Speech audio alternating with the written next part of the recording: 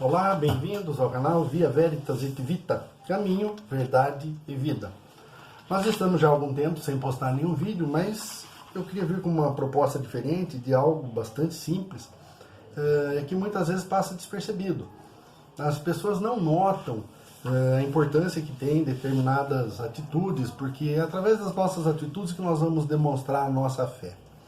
E gostaria de, antes de mais nada, pedir a você que, se no final do vídeo, se você gostou, você deu o seu ok, seu like, né? Se você não gostou, você pode dizer que não gostou e gostaria de saber o motivo. Ou mesmo nos comentários, você postar alguma observação sua, ou alguma coisa que você gostasse de saber, gostaria de saber, sabe que alguém tem dúvida e gostaria de perguntar, e à medida do possível eu vou responder para que você possa ser resposta também para aqueles que tenham dúvidas de fé. E são coisas que eu vou dizer aqui, que tem gente que vai dizer assim, mas viu, isso todo mundo sabe. Não é verdade. Coisas absolutamente simples, e que as pessoas não sabem, né? E 90% das pessoas agem errado, por exemplo, dentro da missa, quando entram numa igreja, mesmo que não seja em horário de missa, nos momentos de adoração, palavras erradas aos pacotes, inclusive em orações, na oração eucarística, respondem de forma errada, e são coisas que precisam ser observadas. Claro que eu não estou propondo aqui fazer observação por observação, ou então usar de rigorismo para fazer as coisas. Não, não é isso. E vai ter loguinho alguém que fala, isso aí é rigorismo, é bobagem. A gente não fala espontaneamente do jeito que a gente somos, né? E depois a gente fica forçando uma coisa que a gente não é. Não, não é verdade. Quando a gente entende o ato, o porquê eu faço, qual a necessidade desse ato ser bem feito, eu vou estar claramente consciente de quem eu sou e de quem é Deus. A importância da minha oração não está no fato de que sou eu que a faço. A importância da minha oração está no fato de que eu a dirijo a Deus que eu sei quem é. Ele é Deus onipotente, onisciente, onipresente, todo-poderoso, criou todas as coisas do nada e Deus sozinho.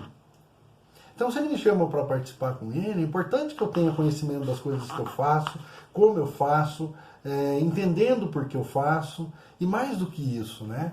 Dizendo da forma correta, falando aquilo que seja realmente necessário dizer diante de Deus, com toda a piedade, com toda a reverência, e sem mecanicismo, não é para fazer que nem um robozinho, não, mas com verdade. O fato de se dizer palavras desconexas ou palavras erradas não demonstram que nós estejamos à vontade ou que nós estejamos muito confiantes naquilo que nós falamos. Porque na realidade o que acontece? Muitas vezes a gente liga lá no piloto automático, entrou na missa, no Pai, do Filho e do Espírito Santo também, e vai, repete tudo que todo mundo fala e não presta atenção no que é dito, não presta, por não prestar atenção e ter o hábito de não estar atento, não presta atenção, por exemplo, nas orações que são do missal, uma riqueza da igreja para nós. E aquelas orações são conclusivas, são aquelas orações que o padre faz no final de cada etapa, né, no nosso caminhar na liturgia, e são profundíssimas, né, são orações muito ricas, e não é hábito as pessoas prestarem atenção como um negócio tipo assim, isso é do padre que reza lá, não ouvem, não sabem o que é dito, e esse oremos que o padre faz arrematando a nossa oração, e a gente responde amém. Amém significa assim seja. E eu estou dizendo que assim seja, mas não sei nem do que se trata. Então veja, são coisas que eu gostaria de partilhar com vocês, não de rigorismo, de engessar, de fazer as pessoas ficarem prestando atenção no ato e não no fato, né? Prestar atenção mais no fazer do que no que está acontecendo. Mas o problema é que não faz nenhuma coisa nem outra. Não reza direito e não presta atenção no que está acontecendo. Então a minha proposta era tratar desses assuntos porque eu fico impressionado. Você vai ver pessoas que não deveriam agir assim. Não sabem fazer o nome do Pai, não sabem fazer a genuflexão, não sabem fazer a persignação pelo sinal da Santa Cruz lá, não sabem fazer. Catequista, consagrados, ordenados, padres, diáconos, quando não bispos, que eu já vi em televisão. Você vê na televisão padres rezando Pai Nosso, oração que Jesus ensinou errado. Né? Então eu acho assim, mas isso é muito romanismo, isso é influência de Roma. Até onde eu sei, a nossa igreja ainda é a romana, não é a baiana, não é a pernambucana, não é a mato-grossense, ela continua sendo católica, apostólica, romana. Então, esse pedantismo, esse ar de superioridade, dizer que isso é influência romanista, é uma maneira de continuar esculachando o negócio e fazendo de qualquer jeito. Não vejo utilidade. Não vejo utilidade. Sendo que, a partir do momento que eu aprendi o correto e comecei a participar da missa, atento às coisas que eu estava dizendo, fazendo ou não fazendo, o silêncio, por exemplo, quando você faz silêncio na missa, é de extrema importância. Né? Não é só ficar quieto porque não é a sua vez. Né? Tem um momento do silêncio, né? Vários momentos, mas e são coisas que vão acontecendo durante a nossa caminhada dentro da igreja que a gente faz sem sentido nenhum. E é muito comum a gente escutar as pessoas falarem: a gente vai na missa, mas não entende direito o que está acontecendo. Não dá para o sacerdote parar o sacrifício de Cristo para ficar dando explicação. Não é? Existem uns exageros ainda. Tem paróquia que eu já tive o desprazer de presenciar. Agora iremos ouvir a primeira leitura proclamada pelo senhor fulano, pela senhora Bebené. Nossa, e depois bate palma? Aplaude, colega? O importante é a palavra de Deus, não as pessoas. Então é um esvaziamento do sagrado, do místico, do religioso que se tem ali diante dos olhos, para um culto, né? Aí eles vêm falar que é muito ritualismo. Se tivesse rito, né, teria a essência da coisa. Cônego Valdomiro, já falecido, um sacerdote que acompanhou a comunidade de Corpus Christi, a comunidade de Operários da Messe, durante muitos anos, um santo homem, foi nosso confessor durante muitos anos e me aconselhava, me dava direção espiritual. Um homem muito bom. E já falecido. E ele dizia nas formações dele para o povo dele na igreja: a liturgia é santa e santificante. Então, liturgia não é liturgia por liturgia, não é deixar todo mundo robotizado, fazendo mecânico, tudo. Não é isso. Mas é que as pessoas tenham realmente o conhecimento do porquê de cada coisa que você faz, que você diz, que você ajoelha, que você levanta, que você... Né? Então, quando você entra num horário qualquer durante a semana, você entra na igreja, tem um outro significado para você estar na igreja. Porque muitas vezes essas pessoas que não têm conhecimento, ou porque não aprenderam, ou porque esqueceram, ou porque escolheram fazer do jeito que elas querem, pronto, acabou, e tem muito disso, a grande maioria está nessa gama aí, né? Nessa faixa. Quando você entra na igreja e vai lá para fazer a sua oração, adoração ao Santíssimo, ou vai até o Santíssimo rapidamente que seja, tem todo um significado diferente. Por quê? Porque você passa a estar atento àquilo que é importante, àquilo que é o mais importante, a quem é mais importante. Né? E você vai entrando, nós vamos entrar nesses assuntos, vocês vão ver, por exemplo, existem os 10 mandamentos de Deus. A grande maioria das pessoas, incluindo catequistas, não sabem. Existem os 5 mandamentos da igreja. E assim, então piorou. Cada um faz do jeito que quer e acha que não... Mas isso aí é da igreja, ninguém precisa seguir. Opa! Como assim? Então eu não preciso pagar dízimo, então eu não preciso observar os dias de festa e de guarda, de festa e de abstinência de carne, então eu não preciso... Espera um pouco. Mas então que raio de catolicismo é esse que a gente vive? Né? Porque o importante é a pessoa se sentir bem. O importante é a pessoa saber que ela está diante de Deus, falando com Deus, e porque ela está falando com Deus, a oração dela se torna importante. Não porque ela que está fazendo, mas para quem ela está dirigindo a oração. Percebe? Então a proposta que eu trago é essa, porque eu vou dizer, a missa é um catálogo de mau comportamentos. Né? As pessoas não sabem, e muitas vezes quando sabem não estão nem aí, porque ninguém nunca disse que é importante, ou que é importante.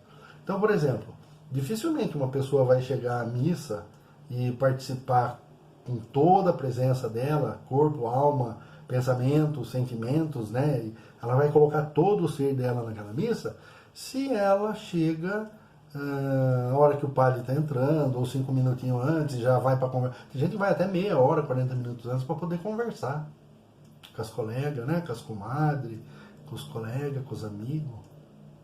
Então essas pessoas não vão participar da missa com profundidade. Né?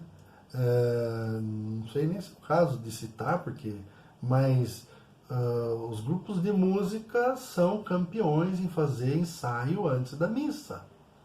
Então, se eu chego na missa com tempo suficiente para rezar o meu terço, eu sou obrigado a ficar escutando um tão dão dão dão dão dão dão dão dão, afinando tem dem dem dem dem. Ou então, pior que isso, né? Alô, som. Alô, som. Testando, som. Né? Muita técnica. Então, as pessoas não estão preparando o coração para estar diante de Deus, diante do sacrifício de Jesus. A missa é o Gólgota. E o túmulo vazio do primeiro dia, do domingo. Né? A missa é exatamente essa grandeza da história de Deus junto do ser humano.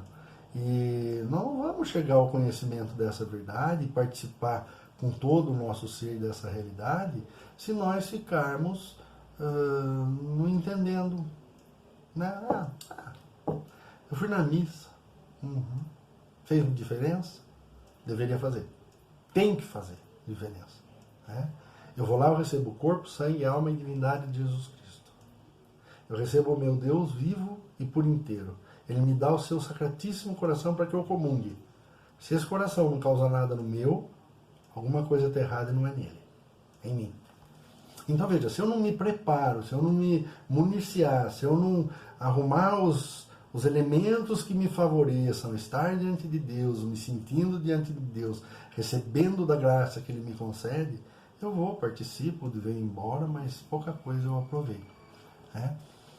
O conhecimento da palavra, a gente pode adquirir profundo conhecimento da palavra se a gente prestasse atenção às missas, à proclamação do Evangelho. Agora, lógico, você vai lá, você escuta o que o padre falou, você pode até aprovar ou desaprovar, mas você escutou o que o padre falou, foi embora para sua casa e o Evangelho da semana que vem vai ser outro. Então, esse aí já foi, vira a página. E se você não medita nesse Evangelho, se você não procura aprofundar o conhecimento que Deus quer que você tenha a respeito dessa palavra para você, já foi, menos um. Não é mais um, é menos um. Né? Então a proposta seria essa. Porque, gente, eu vou dizer uma coisa, é como a gente vê pessoas entrarem na igreja e fazerem a genuflexão. Antigamente, pelo menos, tinha isso, eu não sei se foi abolido, mas a genuflexão a gente faz flexionando o geno, né, o joelho até o chão, o joelho direito no chão. Mas eu tenho problema de artrite, artrose, condilite anquilosante, o caramba 4, então eu não posso ajoelhar com o joelho direito. Tudo bem, se ajoelhe com o esquerdo, mas ninguém sabe mais que existe maneira de se fazer as coisas. Eu acho isso muito estranho, porque se é fazer qualquer coisa, então não vão fazer, dá na mesma.